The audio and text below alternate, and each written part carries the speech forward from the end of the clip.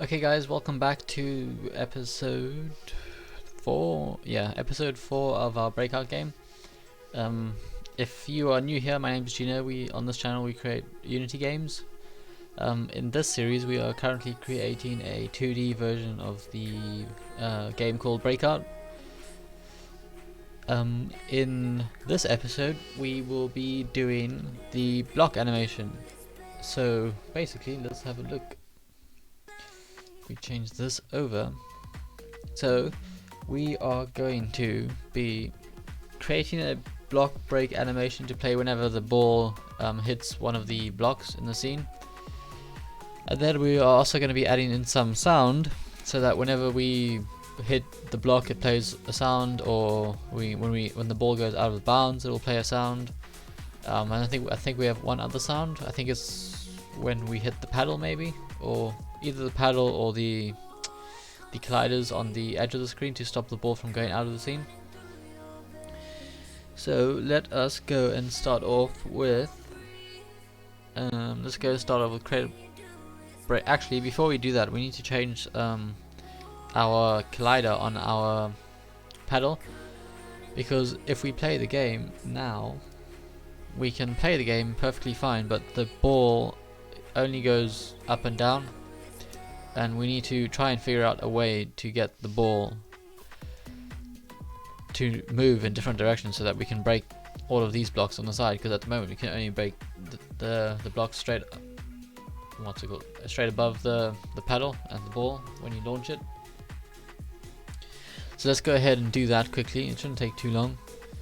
So what we want to do is we want to select the paddle, and then we just need to replace the box collider. So let's go ahead and remove that, and we will try by adding in a, what's it called? What is it? It is I think it's a polygon collider, maybe. So let's try that. So we should now be able to add in some. So you see here we can change the angle of the collider, and we can also add in more sides to it, so we can add in as many sides as we want. So let's go ahead and undo that. So what we want to do is at the edge of the paddle, when the ball comes down and hits here, we want the ball to shoot off in the left direction, and the same thing for if the ball hits the paddle on the right side, we want it to shoot off in the right direction. So to do that, we will zoom in as far as we can over here, and then we will add in probably at about a third of the way, maybe. So let's probably over here we'll add in another point, so that over here on the corner we can move this down slightly, and then we'll do the same thing on the right, roughly the same distance. We'll add in another point, and then we'll go ahead to our right corner and shift this down slightly, maybe a little bit more like that, maybe, and we'll move down the one on the left again. So now hopefully when we play this, we should be able to change the direction of our ball. When it comes and hits the paddle, it will shoot off in these different directions. So let's go ahead and play this and see if that works, or how well it works. So if we launch that, we can see that still works, and if we move, okay, perfect. So that works nicely, but we need to go ahead and replay that because we haven't respawned our ball when it goes into the out of bounds area. So if we play this, if we launch the ball, we can break all these blocks, and if we move slightly, we can change the direction of the paddle. But at the moment we can see we have a bug there. The paddle keeps moving to the left. I don't know why, but we'll fix that later on. But for now, let us carry on with today's episode plan. So what's next?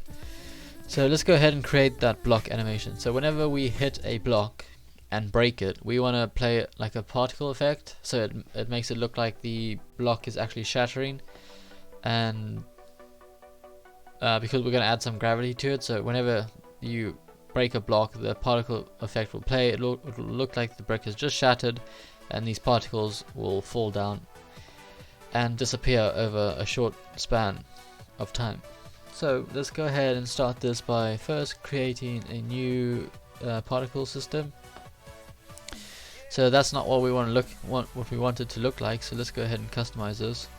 So first of all, we need to get our values. So I have written them down here in my book. So let's see if we can get this looking how we want it to. So first of all, let us go down to emissions, make sure that's checked, and we want to change the rate over time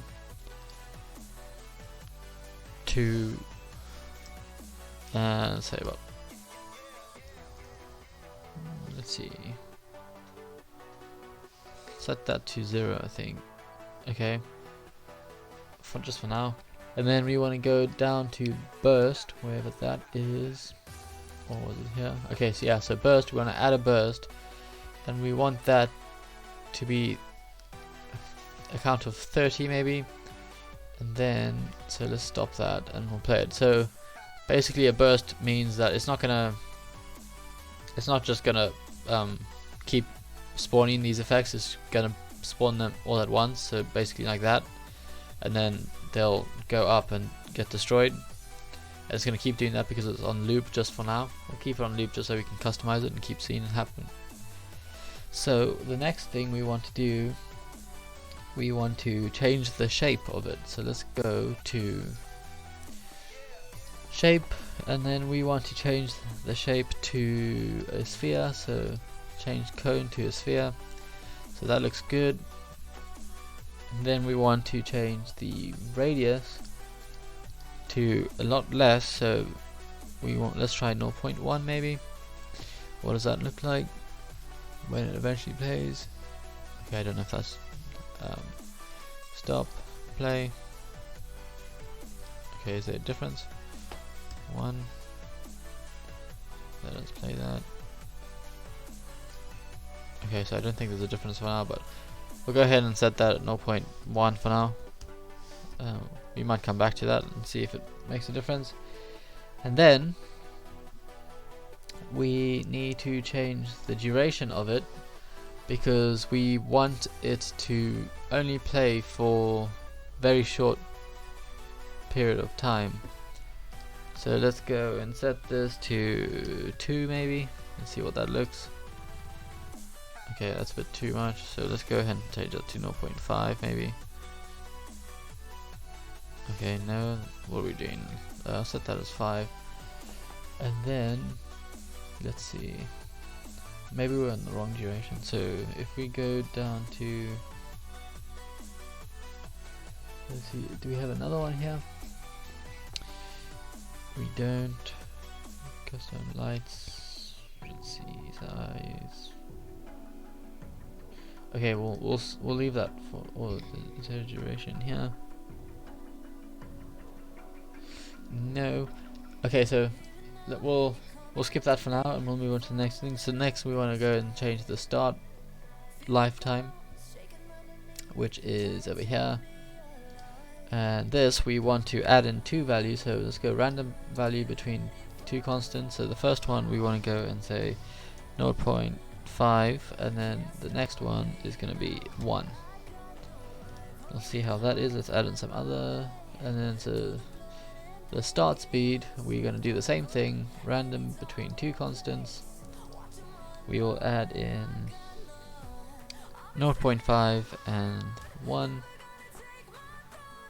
Okay, that's a bit too slow, so let's try about between 1 and 2 maybe. Maybe let's do 1.5 and 2.5 maybe. Okay, we'll leave it like that for now. And then what we want to do is we want to go down to renderer, which is at the bottom, and we want to change from our what is it? What have we got so far? Our default particle system to our default sprite. So now we've got small squares, so it basically looks like small bricks. And now we need to change the size of them. So let's go and change the size Start size, where's start size? Start size, no. Yeah, start size. So because when we hit a brick, or when you shatter a brick, all pieces are not the same size, so we're going to add some random value. So it's going to pick a value between these two values and it's going to set the bricks or the particle to that size. So let's try 0.3 by 0.4 maybe. Okay, yeah, maybe we can go a bit smaller, 0.3 maybe, between 0.2 and 0.3. Okay, that looks good. And then what we need to do is we actually need to add in some gravity. Some gravity into this, so that when the effects plays, they don't go flying into like the top of the screen, they all fall down. So it actually looks realistic.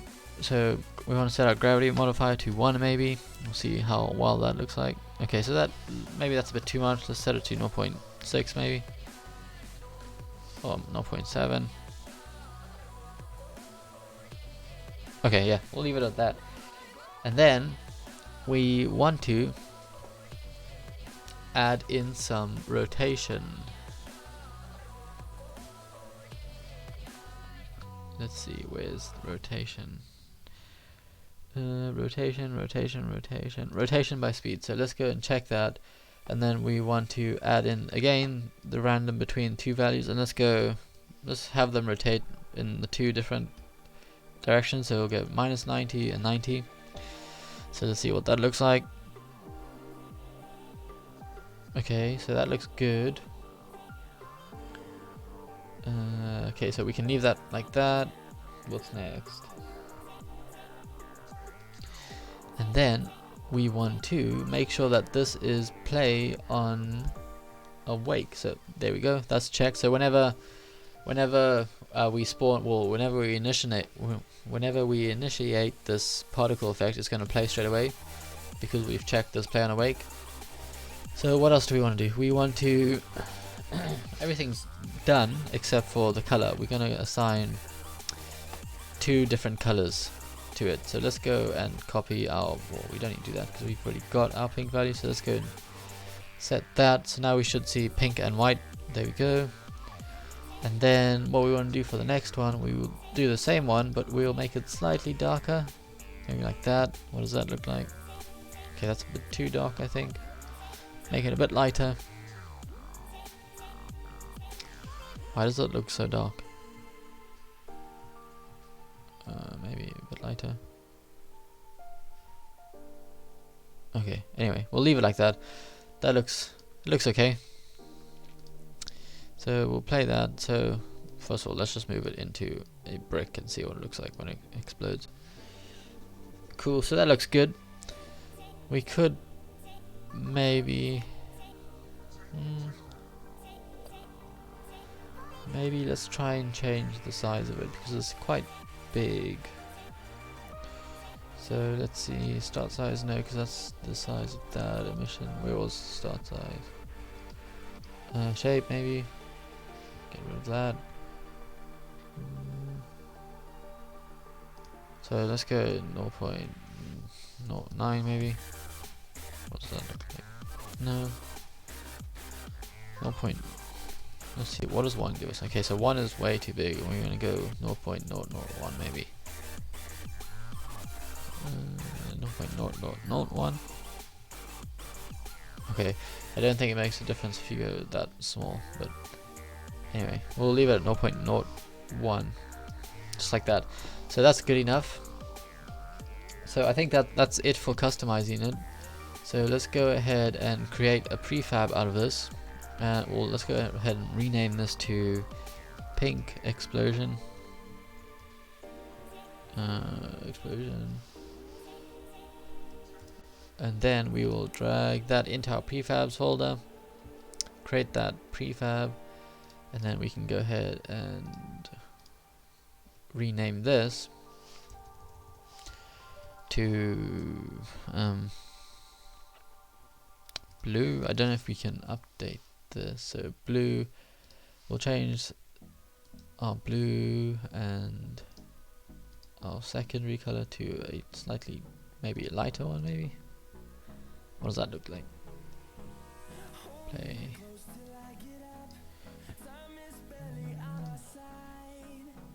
Let's go lighter.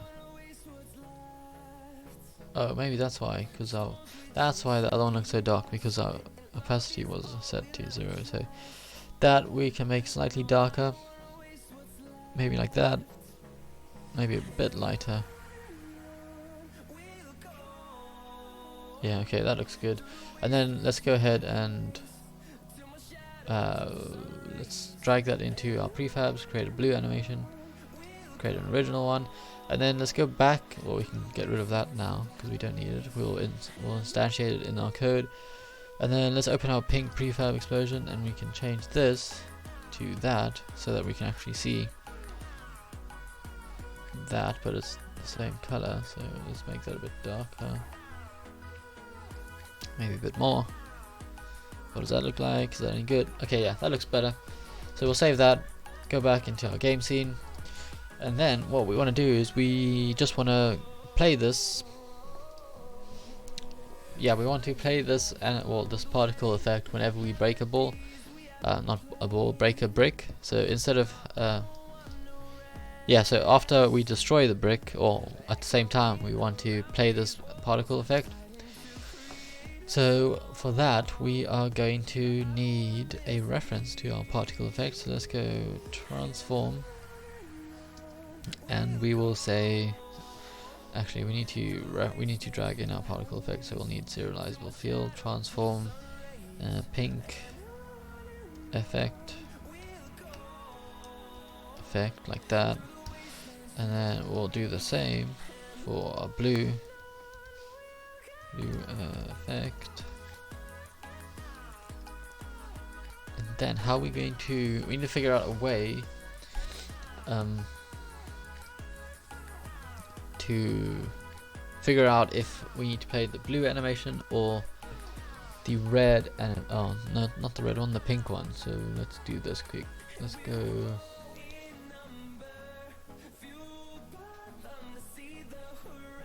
okay, so we could just change the tag on it, or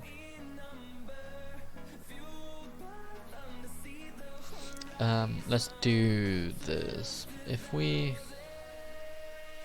so let's open up our level prefab, and then we'll select all of our bricks, or all of our pink bricks, should I say, and just like this, select all of these. Takes a while, but I think that's all of them. Let's just check. Okay, so yeah, that's all of them. So we'll put those back in place, and then we're gonna set the name to pink brick, or we'll keep it a block for now, just because we named the tag block. So we'll set those to pink block, and then for the same as, actually, why am I doing this? We don't need to do that. So let's go to blue block. We'll set blue block to, oh, actually, yeah, we do need to do that.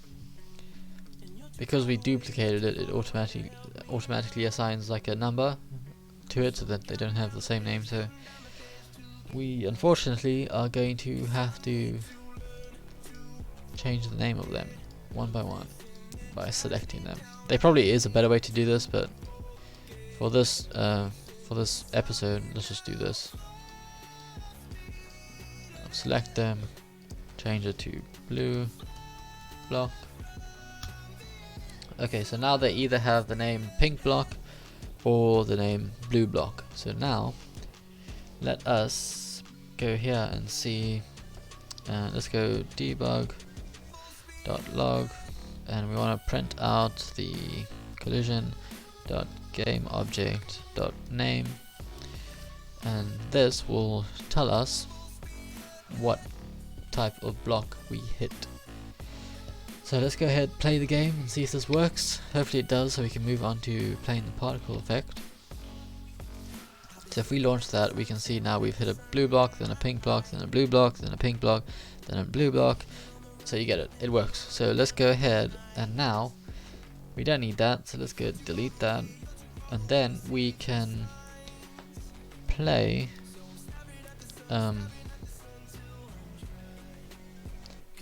play our animation. So, well, not our animation, but play effect. So let's go play. Well, let's go ahead and create a function to do this so that we can call it once. So let's go ahead, public void play effect, just like that. And inside here, we are going to want to pass in the particle effect that we want to play. So let's go transform effect. Or let's just keep it as transform like that, as it suggests. And then we want to also pass in our collision 2D, so that we can spawn, or not spawn, what, instantiate it in the right place, I think. And then here we're going to go collision, like that. So in here we want to go and play this new effect, so we will need to instantiate it. Have we got a reference to it? So we do. So let's go transform, what's it called, effect is equal to instantiate. And this is where we're going to instantiate our new effect. So we want to instantiate the transform that we pass in, along with the position at where we want it to spawn or instantiate. So let's go collision. Okay, there's too many things on the screen I can't see. Collision dot transform dot position, and then let's see what else. Is that it? So hopefully, let's see what's this. Can I convert from Unity 3D to? Okay, so maybe we need to add in our collision dot transform dot rotation. Where to go? Transform dot rotation. Does that help? Okay, so there you go. So now we should be able to instantiate our effect every time we call this function. So after we've destroyed the block, let's go ahead and call play effect with our, what is it, pink effect. For now we will go ahead and change this because we need to determine which one we need to play. So let's go pink effect just for now, and let's go and add in our collision, so we pass that to our new function we just created. So hopefully this works. So let's say play particle effect on block break. So let's go save that, jump back into our Unity editor, clear that out, and then let's go ahead and play and see if we did it correctly. So we also need to change the size of this because this is massive. Anyway, okay, so we are getting an error, and that is because we have not passed in, or we haven't dragged and dropped our particle effect. So let's go back to our scene. If we click on this, we need to drag in our pink effect or pink explosion, and then we need to add in our blue explosion. We don't need to because we haven't used the blue one, but we'll just do it. It'll save us from doing it later. So hopefully this will work now. So play this, and then we can launch our ball. So every time we break a brick, we get this particle effect, which looks pretty cool. But we do need to fix that because you can see that clearly it's spawning twice. Okay, wait, I know how to fix that. So we need to go into our pink explosion and untick this looping, because we only wanted to play once. Let's double check on our blue explosion also for that one. So now if we play this, it should only play once. So let's go and launch our ball. So that played once. Okay, so it's not playing on the ones that it's already broken, it's only playing the one that it actually breaks. Okay, so that's good. So let's go ahead and fix this so that we can play the correct effect. So in here we want to go and say if collision dot game spell that right first of all, game collision dot game object dot name is equal to let's say pink block. Then we want to play this pink effect, and then similarly for the blue block, let's go and change this from pink to blue, change our pink effect to our blue effect, and then we need to go ahead and create these read-only strings so that we can use them. So let's go, what's it called, pink, that's not how you spell pink block. I hope I did this right. So let's go, I think we made it pink block, and then this one was supposed to be blue block, I think. Just like that, nice and simple. So we got rid of our errors. We have indeed. So let's go save that, jump back into Unity. So now, okay, I don't know what happened there, but so now whenever we hit a brick or a block, we should play the correct animation. So there we go, blue, pink, blue, pink. Okay, great. So now if we just move that to there, okay, so that's working nicely. So that is done. So let's see, create a break animation and to play when the block gets hit. We've done that, and break sound, so we need to do that next. Okay, I just need to check something quickly, give me a second. So let's see what episode, we're on episode 4 right now, and 1, 2, 3, 4, okay, perfect. So we are on track. So add in the break sound. So let's go ahead and do this. So first of all, let's go and make a new folder in our assets folder called sounds, or let's go, yeah, sounds. And then we can go ahead and drag these guys in. So downloads, I downloaded them. It should be these 3. So we'll drag these in into here, into our sounds folder. So I am going to, so this project is going to be uploaded to GitHub. So if you want to use these same sounds, just go ahead and download them off of there. The link should be in the description. So instead of adding in 3 different links for each sound, I'm just going to give you the link to the project.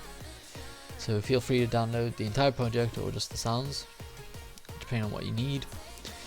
But let us go and play, or start making the sound work. So whenever we break a brick, we want to play the correct sound. Let's see, what are we doing in episode 5? Score counter, and then just fixing the menu system. Okay, so what we need to do, okay, what's this first of all?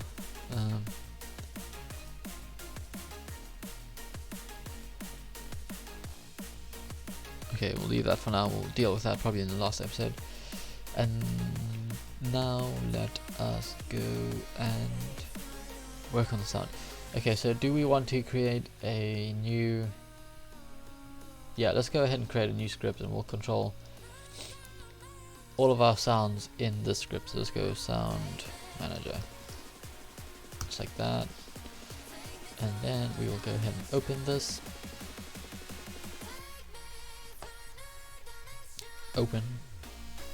Perfect. So in here we're gonna need to get a reference to our sounds.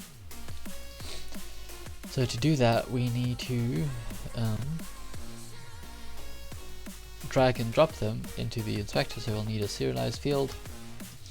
Let's go, what is it, audio clip. And then what sounds do we actually have? So we have, this one is hit brick, this one is out of bounds, and this one is the wrong sound. So we will delete that, we don't need that one. So hit brick and out of bounds. So I guess we're only going to be having two sounds. So let's go audio clip hit brick sound. And then we want to do the same thing for our out of bounds sound. We might look for another sound. We could probably just reuse the hit brick sound maybe. And then what we want to do is we want to create a sound manager just like that. Okay, and then in our, we don't really need the update or the start, so we can create a public, because we need to access this from our ball script. Public void play sound, and then we need to, we will, what should we do? We should use, we'll try using enum just because I think it will work better. Enum sound maybe. So we want to have hit brick as well as our out of bounds sound, like that. Okay, so now in here we want to pass in our enum like this. I think hopefully that works. And then we want to determine whichever sound this is. So if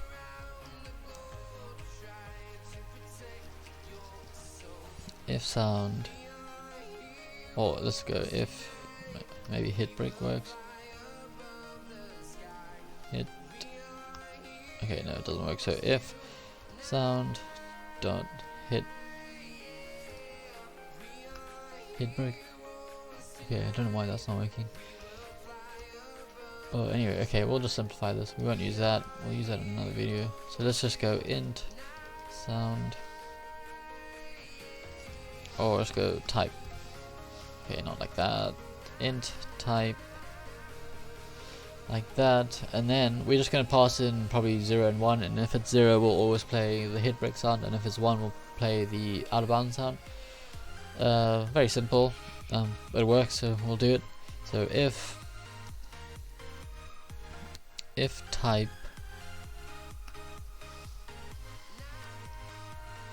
is equal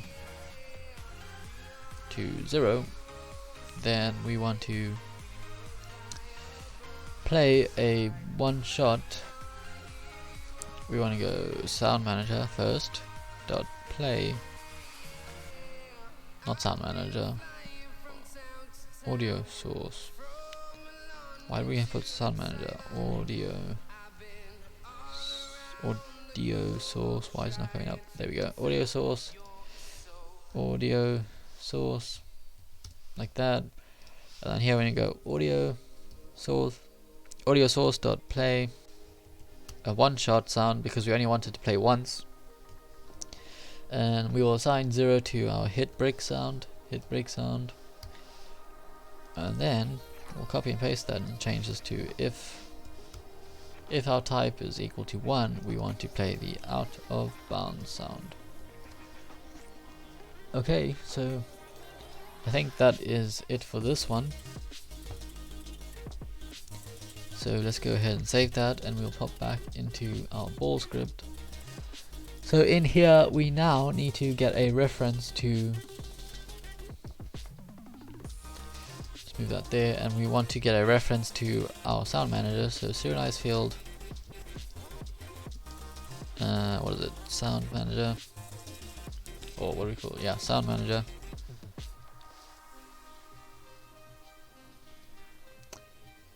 We might have to change this because sound manager, and then what we also want is, yeah, we're gonna have to change this because we need to have sound manager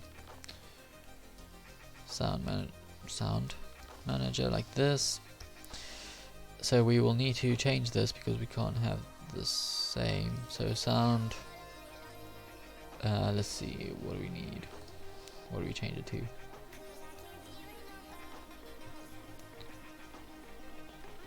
Or maybe we can. Yeah, we'll leave that for now.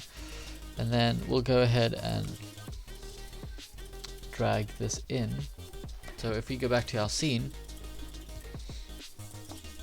which is over here, we need to create an empty object and call this sound manager, like that. Then we want to add in our sound manager script onto it, and then drag in our audio. So this is the hit brick sound, and this is the out of bounds sound, so that's fine. And then we need to go to our ball, and now we can drag in our sound manager onto this. So now that we've got a reference to that, we can go ahead and use it. So go back. So in here we want to instantiate the effect, and then we also want to go sound manager dot play sound with a type of, I think it was 0, was it? I think so. We'll go ahead and see if that works, and then okay, we'll deal with out of bounds later. Okay, so let's see if this works. So play the game. Okay, so let's see what's happening here. We're getting an error here. So let's see. Null reference object reference not set to an instance of an object. Sound manager 14 line 14. Sound manager line 14. Okay. So clearly there is a problem here, but I don't. Let's see, can you see this? We'll go put it on the side so you can see it. There you go. So null reference exception, object reference not set to an instance of an object. Sound manager dot play sound. Okay. Ball at line 90, so let's go back there and see what's happening at 90. Okay, so it's definitely coming from here. So let's go ahead and say we'll do this. Let's see if this works. So in here, first of all, we're gonna rename our script because we need to have a sound manager as well as a sound script.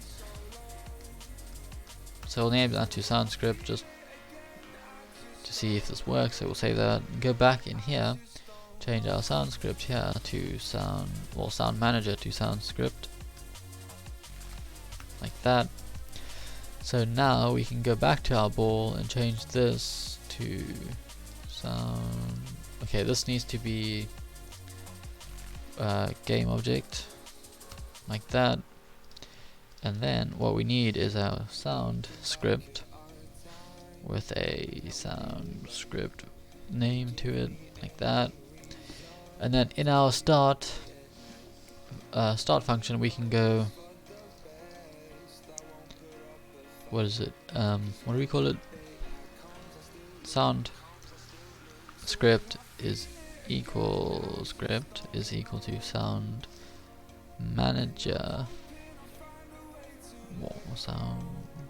sound manager, there we go, dot get component of type sound script, like that. And then hello, why is that got an error on it?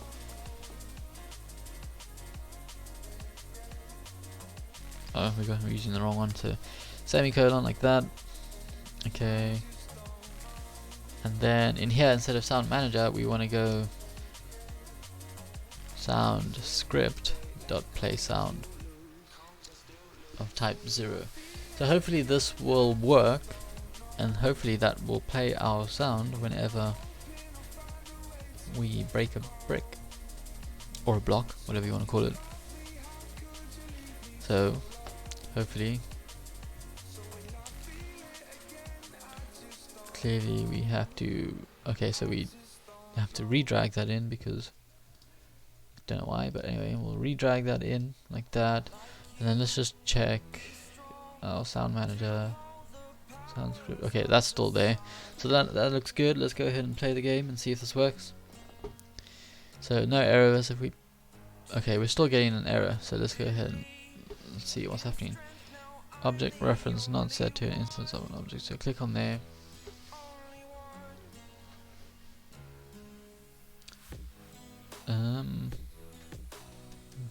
Let's see.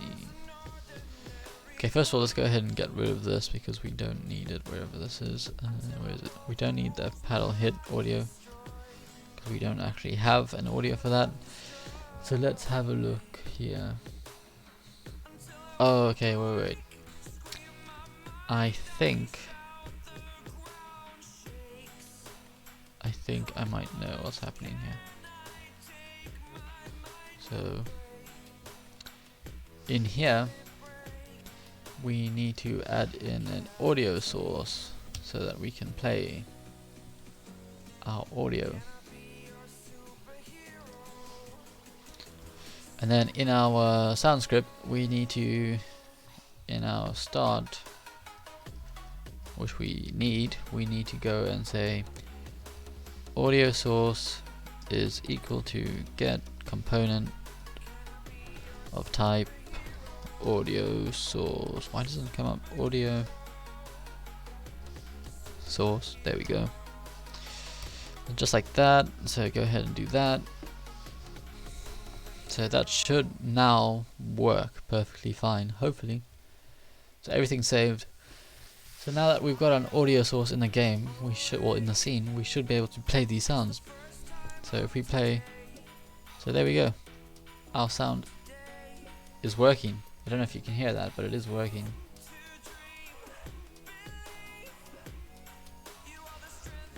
And then what we want to do, what we need to do in fact, is we need to destroy our explosion. Because at the moment we are spawning it, but so I'll show you now. So when this eventually works. So if you look here at our hierarchy, whenever we hit a block, we spawn this explosion, but we don't destroy it. So they're just going to keep piling and piling up. So as soon as we've finished playing the animation or the effect, we want to go ahead and destroy it. So let's go back to our play effect. So after our sound, we can go ahead and say destroy effect, and then effect.game object. So we get that out of the scene, and we want to add a delay to this. So let's say about 1.5 seconds to it. So that it doesn't destroy as it's playing, so that we can actually see the finish of it. So let's go ahead and play this and see if it works. So play that. So now if we look at our hierarchy, once we launch the ball and we spawn the effects, you can see now that they are actually destroying after about 1.5 seconds. So that's good. That works nicely. Okay, that's great. So this video is about 44 minutes, so we could probably extend it a bit more. So let's see, add break and sound when hit, and then we also need to do the sound for our out of bounds. So let's do that quick. So let's go to our script. So when we collide with out of bounds here, we simply just want to go what is it, sound script dot play sound of type 1. So let's see if that works. And that should be it for out of bounds. So let's see. So if we play this and we launch our ball when it loads and move our paddle, so that works nicely. That's great. So we can go out of that. So our out of bounds sound is working nicely, and so is our hit brick sound. So that's working nicely. So now what we want to do is we want to actually respawn the ball whenever you hit the out of bounds area. We want to respawn it on top of our what's it called, on top of our paddle. So to do this, I'm going to try something different quickly. Let's go ahead. We're going to add in like a placeholder on top of our paddle. So let's create an empty object here. We'll call this ball position. Or what am I doing? Ball location, we'll call it that. And for that we want to, first of all, let's just go to our ball.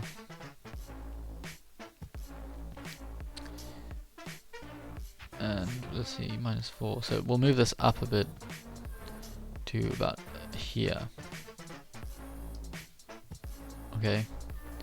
And then what we want to do is in our ball script, hopefully, I don't even know if this is going to work, but hopefully it does. So let's go, we're in our ball script, over here, let's go copy this, and we'll go ball location, like that. So at the start, or at the start of our game, we want to set the ball position to,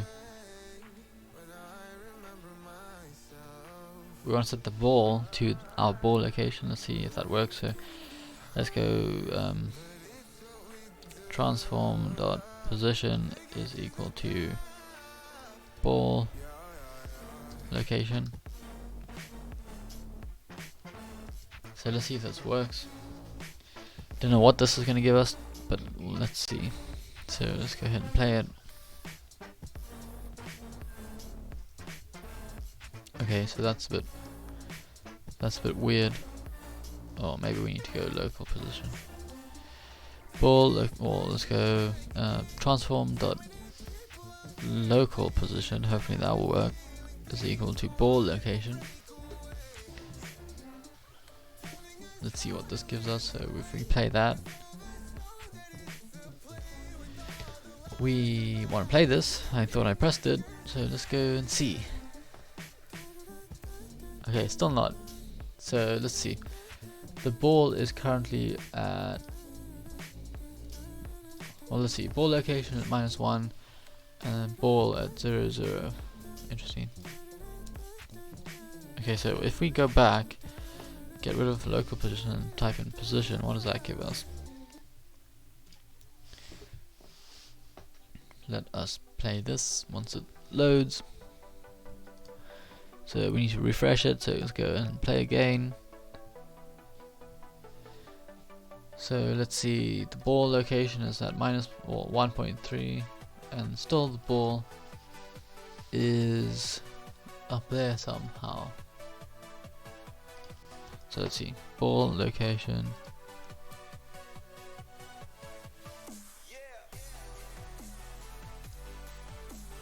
Okay, clearly that doesn't work, so the idea that I had does not work. So we're gonna have to think of something else to do. So let's see.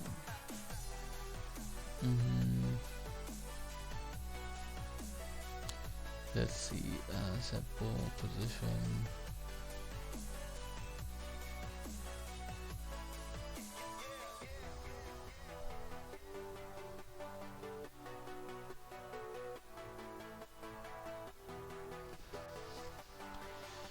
Okay, so why don't we just do this? Instead of using a ball location, we'll just use our paddle straight up.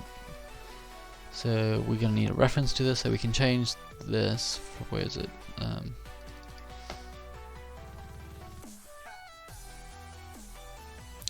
Actually, did we do this right? Transform the position. No, we did not do that. Okay, so let's go back, because we didn't even do that properly. So let's try and put this back somehow. Okay, so our location's back, and then we do we have a reference for it? Ball? No. So we need to get a reference to this. So I think this should work. So game object, ball, location, and then we don't want to set the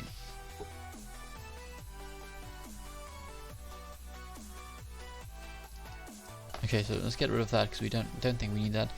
So let's just start this from the beginning because I confused myself. So get rid of that. Okay, so now we've got a reference to our ball location. At the start of the game, we want to set our current ball, which is this script.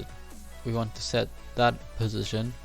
So let's go transform dot position is equal to ball location dot transform dot position. Okay, so that looks like it should work. So now we just need to drag in our ball location. Okay, so hopefully we have better luck on this. And we do. Okay, so our ball, okay, is it? So let's just to make sure this does work. If we drag our ball, let's say about here somewhere, and we play it, we should see it move to on top of the paddle. Okay, so it does. So that's working nicely. So and we can still launch it. Okay, great. So we can play our game. So that's good. That's working nicely. But first of all, let's just change the size of the ball quick because it's annoying me. It's too big. The ball is too big. So prefabs. Let's see. Interesting. We will create a prefab out of our ball, and we will do the same thing to our paddle. So in the ball we'll open it and we will change the scale from 0.5 to 0.4 maybe. Let's go into our game and see what that looks like. Could probably go a little bit smaller, so 0.3 maybe. What does that look like? Okay, let's go in between 0.35, 0.35, 0.35. So that looks better. And then we will leave our paddle how it is just because we don't need to change it, otherwise if we do then we will have to change our collider on it as well, but which is we don't want to do, so we'll leave it. Let's just close that because we don't need our animation in this game. Okay, so what's next? Let's see. We have our ball. It's at the start of the game. We are setting the ball position to on top of the paddle, and then when we collide with out of bounds, we want to respawn the ball. So let's go and say instantiate. Let's see. Okay, no, we can't do this in here because this will be destroyed. So what we want to do is we want to probably do it in our global script. So we'll do that in a global script. Let's see. So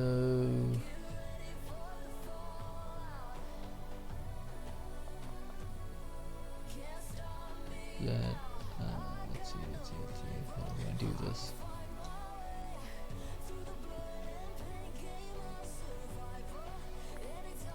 Actually, can we do it in our ball script?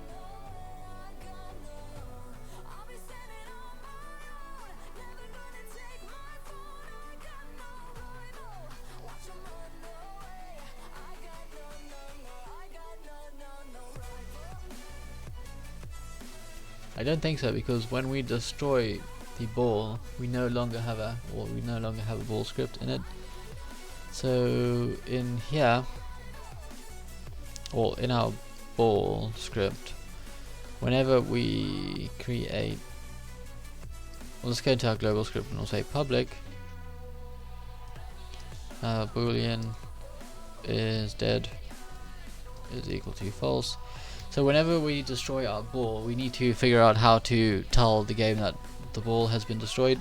So whenever we destroy, or whenever you collide with the out of bounds zone, we're going to set the is dead to true, which means that the ball is no longer in the scene. So whenever we collide with the out of bounds section, which is over here, in here, do we have access to our global script? We do. So let's go and say global script dot is dead is equal to true, just like that. Oh, let's add in some comments. Play sound,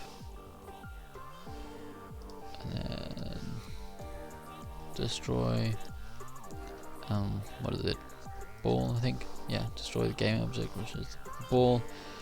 And then here it is set is dead to true.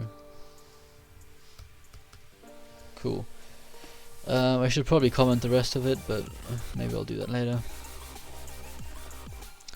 So then in our global script, we want to go and create our update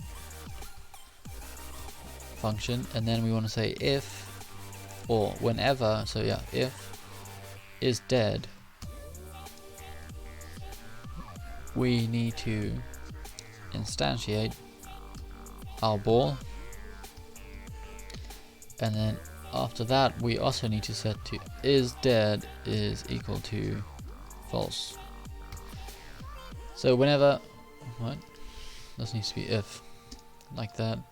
So if is dead, we need to instantiate our ball. So to do that, we need to create our start.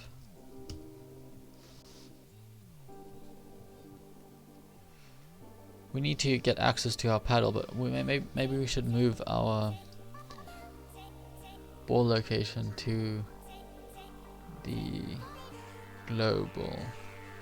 So instead of having a reference to it on the paddle, or what is it, on the ball script, we should put it in a global script.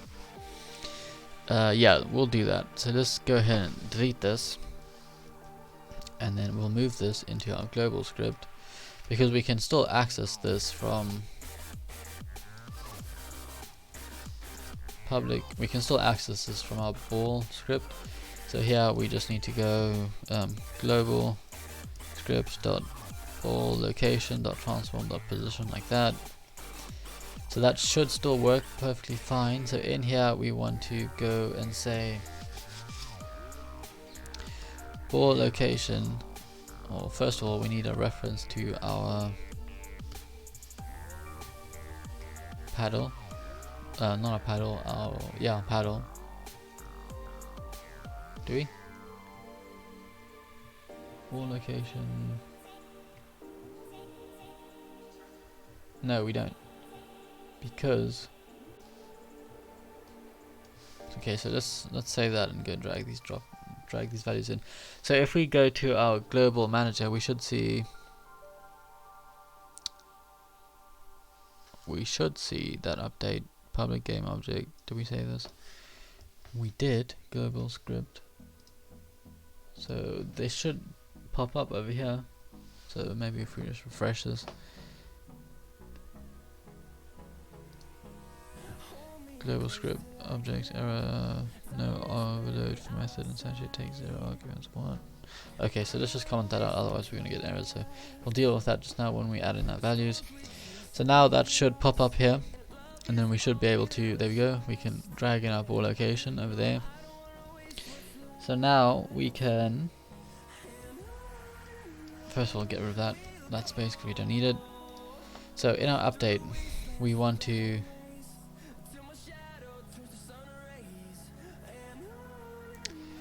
also, we need to, what is it?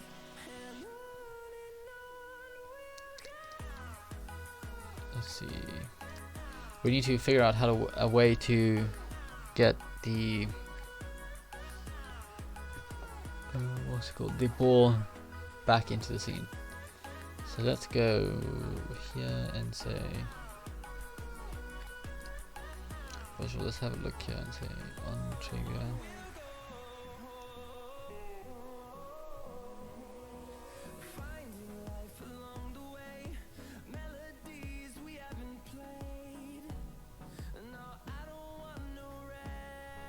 So maybe if we go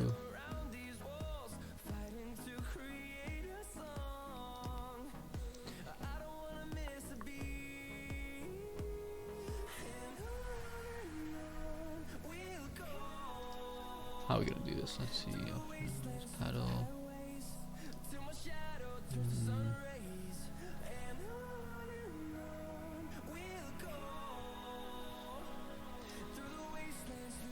Bear with me. Just trying to figure this out quick.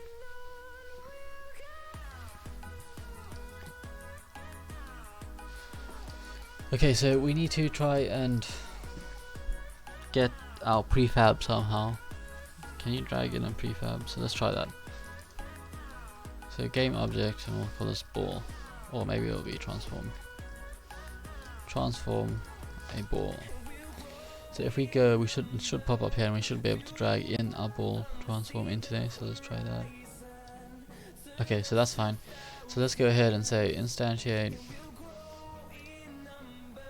So what was it first? Let's go back down here. So we need to instantiate our transform, which is our ball, and then we want to put it in our ball location. So ball location, and then let's say ball location. That should be fine. No, ball location dot rotation location, like that, and then ball location dot rotation is 0. Okay, so somehow we need to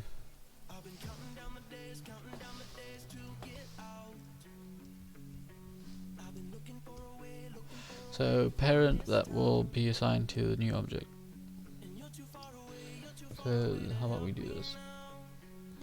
Let us go here,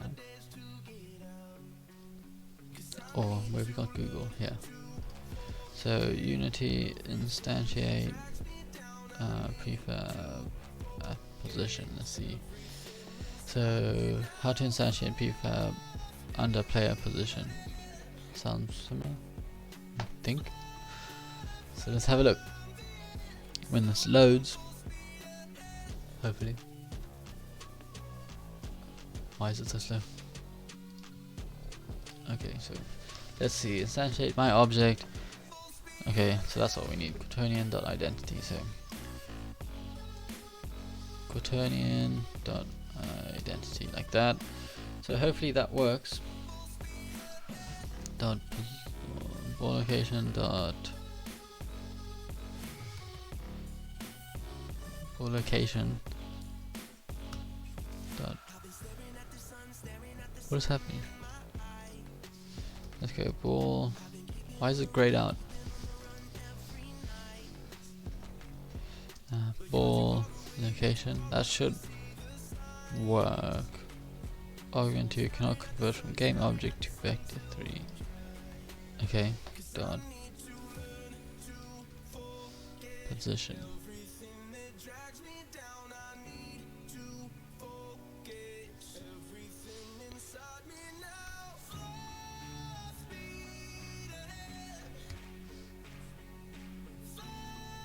Okay, so clearly something is happening here. Okay, so we seem to have a color back. So dot game object dot, we can't access the position.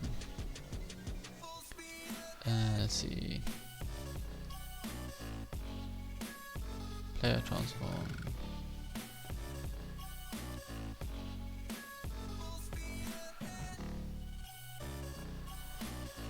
Prefab, which is correct.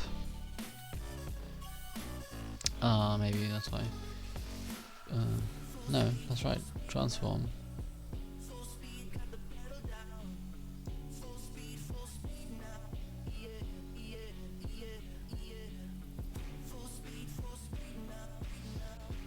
Let's try this. Game object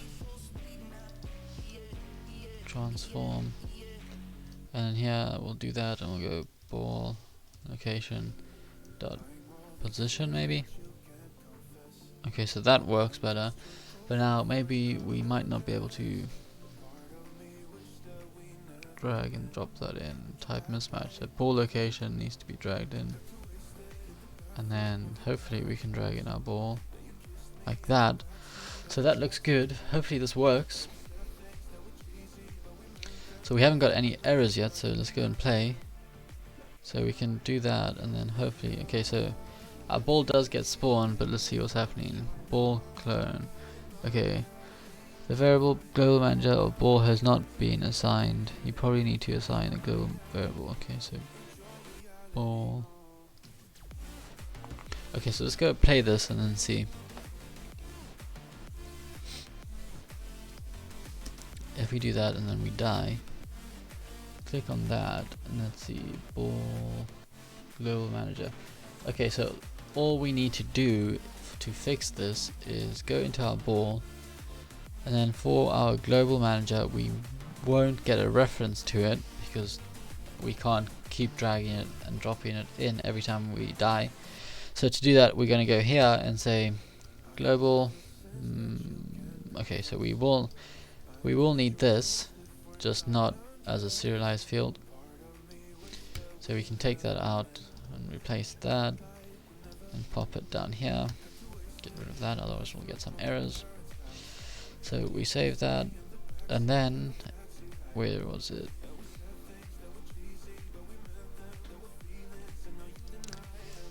What did I do? Dot ball location. Okay, so that's like that. Okay, and then in here we need to go global manager, I think it is equal to get component of type game object. Oh no, we need to get okay, yeah, so get component with tag. That's what we need. Get component. Where is it? Okay, so let's look this up. So we need to get this component by its tag. So if we go back, so let's go Unity get component by tag. So game object dot find. Okay. Let's see if we go. Let's try that. So find objects of type. No, not the one we want. Global manager is equal to. Okay, so let's just go and see how we do this. So have we done it somewhere else? Okay, let's just go back to the internet. We'll go out of the Unity document because we like the forum better.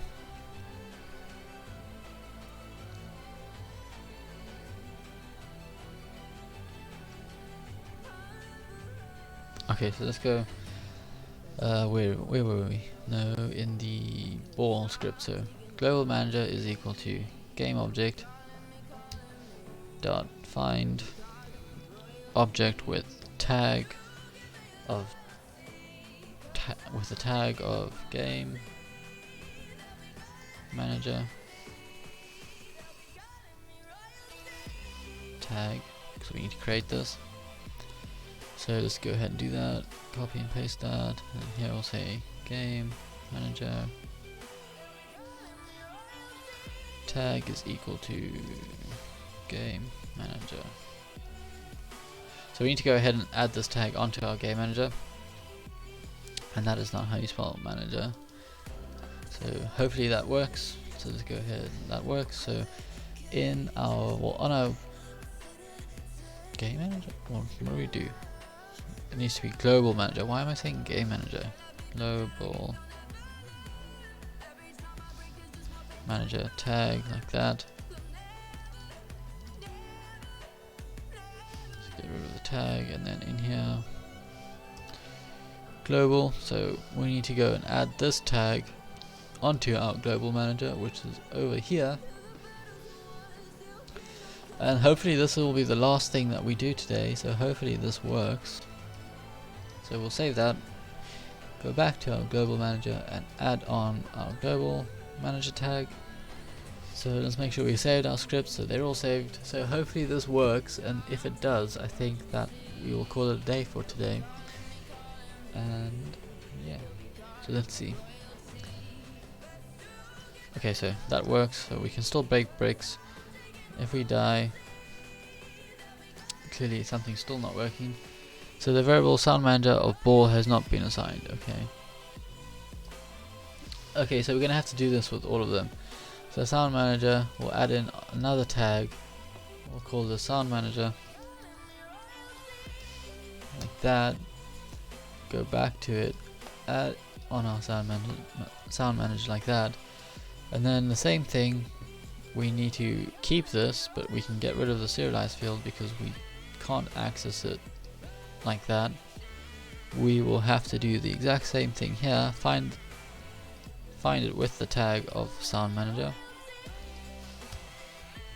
So we'll change this to sound manager just like that. Game object, find object with tag, and then we'll call this sound manager tag. Sound manager tag just like that. So let's go ahead and set this up. So we need a sound manager tag text like that. So that works. So let's see, transform pink, blue, root body. Okay, so that should be the last thing. So save that and then jump back into the editor, and hopefully now we can spawn the ball without a problem. So we'll go ahead and break a few blocks and then we'll move aside. Okay, so that works. So now our ball, it does spawn, and let's see if we go and press space again, we can keep spawning or keep adding force to our ball. So that's working nicely, and everything's still getting deleted like it should do. So perfect, that is working nicely. So in the next episode we're going to be working on moving the ball with the paddle. So when the ball is stationary on top of the paddle, we want, and when we move the paddle, we want the ball to follow the paddle. So we will go ahead and work on that tomorrow. And so let's just save everything quick. So we saved that, and we saved all of these. So we can go ahead and close this, and then we can go ahead and commit all of it to GitHub. So if you guys are following along with the series, there is a link in the bio to the GitHub repo. So if you want to go ahead and download the repo, be my guest. It's free and it is public, so you have access to it. So breaking blocks on collision and spawn ball. So let's see. So what do? We created our cartwheel effect when the blocks are broken, and we spawned the ball when the ball hits the out of bounds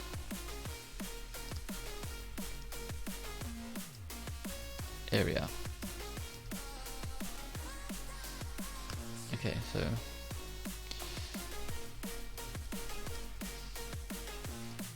Okay, so that's good. So go ahead and commit that, and then we'll go ahead and push that,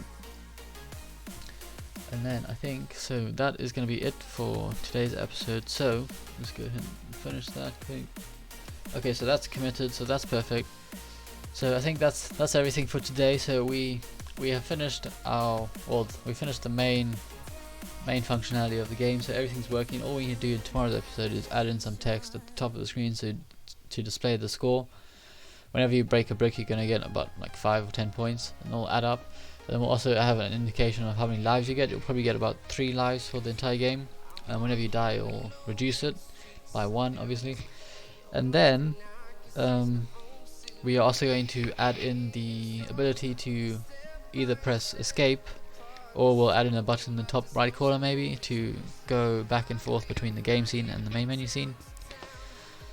So if you are interested in that, please do subscribe to the channel, turn your notifications on so you don't miss that episode, and if you enjoyed this episode, please give it a like. For now, I think that is everything for today's episode, so thank you so much for watching, and I will see you in tomorrow's episode. Bye now.